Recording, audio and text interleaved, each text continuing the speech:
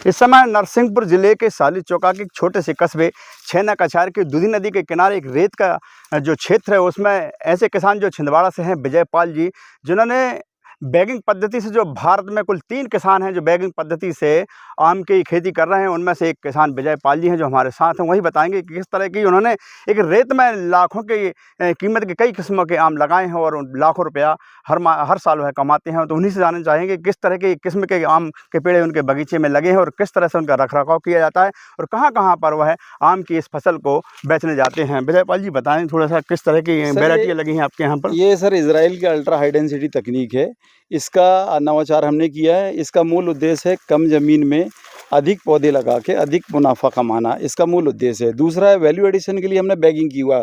कि आप देखिए ये पीछे बैग दिख रहे हैं, ये भारत में अभी 3 लोग ही मैन्युफैक्चरर हैं। मामूली ये इजराइल और ताइवान की पद्धति है जो बैगिंग करते हैं और चाइना में इस पर बहुत काम हो रहा है। ये देखिए आप, ये जो परंपरागत आम है इसका कलर देखिए और ये बैगिंग के बाद इसका कलर देखिए आप, ये दोनों में बहुत ज़्यादा अंतर आ जाता है। एकदम ग्रीन है, एकदम ये गोल्डन हो गया और जब ये पकेगा तो एकदम सोने के जैसा पीला हो जाएगा। तो ये बैगिंग का सिर्फ मूल्य 10 रुपये होता है और इसका प्रॉफिट लगभग 80-90 रुपये पर केजी के हिसाब से आ जाता है। यदि आम 80 रुपये बिक रहा है तो इसका जस्ट 150 से ऊपर चला जाता है इसका रेट।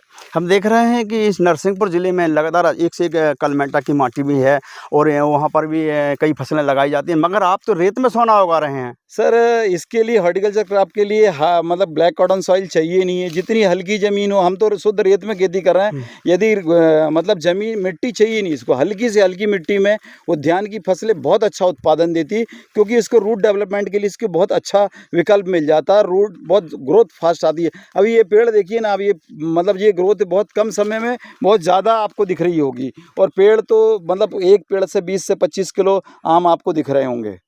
पारंपरिक खेती से हट के आपने खेती किसानी की है और यहाँ के किसानों को क्या मैसेज देना चाहते हैं, क्योंकि यहाँ के किसान तो मूंग और गेहूं और गन्ने में लगे हुए हैं और इतने उत्पादन नहीं कर पा रहे जितना आम के पेड़ में आप कर रहे हैं। सर मूंग, गन्ना, गेहूं, चना, मसूर, बटरी में विकल्प सीमित है। उसमें कोई डाइवर्सिफिकेशन का कोई विकल्प आपके पास मौजूद नहीं होगा। डाइवर्सिफिकेशन का पहला उदाहरण आप देख रहे हैं, पे हमने अल्ट्रा हाई डेंसिटी तकनीक पे लगाया, मतलब 1 एकड़ में 400 से 1400 पौधे आप 1 एकड़ में लगा सकते हो। पहले जो परंपरागत खेती की होती है उसमें 100 पौधे 65 से 100 पौधे लगते थे।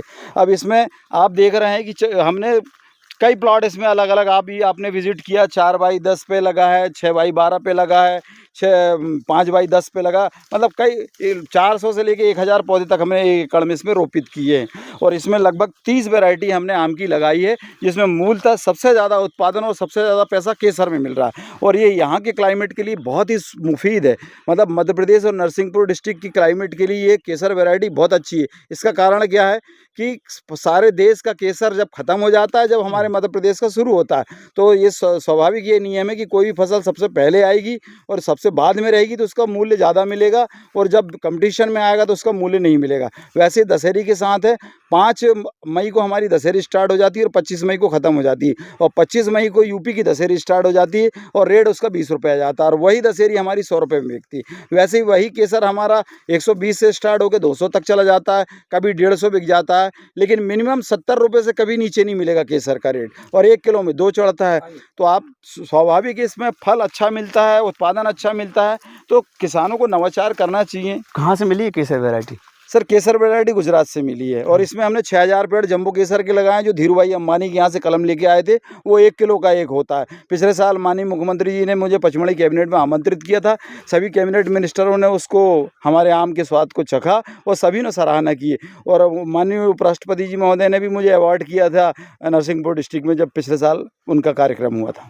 अभी कुछ समय पहले बारिश में यहाँ आपके जो नज़दीक में दूधी नदी लगी, कई फसलें चौपट हो गई थी, उसके बाद भी आपके यहाँ आम की फसल बची रही। कहीं ना कहीं यह एक नवाचार है जो किसानों के लिए भी एक आप मार्गदर्शन का रूप दे सकते हैं कि इस तरह की आम की फसल लगाकर भी किसान 2-2.5 लाख रुपया मिनिमम साल तो कमा सकता है। जी सर, अब यहाँ हमारी इस साल फसल 99% चौपट हो चुकी है। ओला है, आंधी है, तूफान 150 किलोमीटर प्रति घंटे की रफ्तार से आंधी चली, फसल तो काफ़ी नुकसान हो गया, लेकिन फिर भी इतनी फसल बची है कि जो हमारी लागत निकल जाएगी और काफ़ी पैसा हमको बच जाएगा। भारत के अलावा कहाँ कहाँ जाता है आपका आम?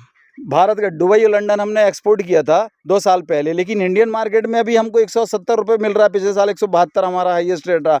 एक्सपोर्ट वालों ने भी 170 दिए, तो हमने अभी इंडियन मार्केट में ज़्यादा बेच रहे हैं, एक्सपोर्ट कर इंडिया नहीं में रहे। कहाँ तक ज़्यादा रेट है? जयपुर और आपके इंदौर में बहुत अच्छा रेट है। मुंबई में रेट कम है क्योंकि वहाँ पे वो कंपटीशन बहुत ज़्यादा है। दिल्ली में डिमांड है लेकिन हम पूर्ति नहीं कर पा रहे हैं। सबसे बड़ी समस्या ये होगी कि प्रोडक्शन कम हो रहा है, अभी मतलब कम है। हम इस साल शायद हमने सोचा था कि 10 टन के आसपास पहुंच जाएगा, लेकिन आंधी तूफान ने परिस्थितियां विपरीत कर दी, इसलिए उत्पादन हमारे साल घट गया है। नेक्स्ट ईयर यही डबल होके आएगा। हमारे ग्रामीण अंचलों के किसानों के लिए कुछ मैसेज जो सर मैं चाहता हूं कि जो परंपरागत खेती कर रहे हैं वो थोड़ी सी रिस्क लेके, ज़्यादा नहीं, वो मालूम है उनको 15-20 हज़ार से ज़्यादा किसी भी फसल में कोई बचा नहीं पाता। परंपरागत खेती में कोई विकल्प नहीं, इसमें आपको डाइवर्सिफिकेशन के बहुत सारे विकल्प मौजूद है। इसमें आप ड्रिप लगा सकते हैं, बैगिंग कर सकते हैं जिससे वैल्यू एडिशन होगा। आप मल्चिंग कर सकते हैं जिससे आपकी हर्बिसाइड डालने की नौबत नहीं आएगी। ड्रिप से पानी बच जाएगा, 20% पानी में फसल जाएगी। फिर उसके बाद आप बैगिंग तकनीक से एक्सपोर्ट के तरफ कदम बढ़ा सकते हैं। फिर आप फूड प्रोसेसिंग इंडस्ट्री में जाके जूस बना सकते हैं, स्लाइस बना सकते हैं, यानी इसमें विकल्पों की बहुत भरमार है। मतलब ये हॉर्टिकल्चर क्रॉप में जो परंपरागत हम खेती करते हैं उसमें कोई विकल्प नहीं है। पैदा हुई और मंडी में ले जाके बेचने के अलावा कोई विकल्प नहीं होता उसमें। पैदा हुई और मंडी में बेचने के अलावा कोई विकल्प नहीं है। और हमारे यहाँ जो छिंदवाड़ा से नरसिंहपुर जिले के छेना कछार में जो नवाचार विजय पाल जी द्वारा किया जा रहा है वह एक यहाँ के क्षेत्र के नहीं, मध्य प्रदेश और भारत के किसानों के लिए भी एक आदर्श है। और किसान इनका अनुसरण करे तो अन्य फसलों को छोड़कर लाखों रुपये कमा सकते हैं। उमेश पाली, न्यूज़ स्टेट, नरसिंहपुर।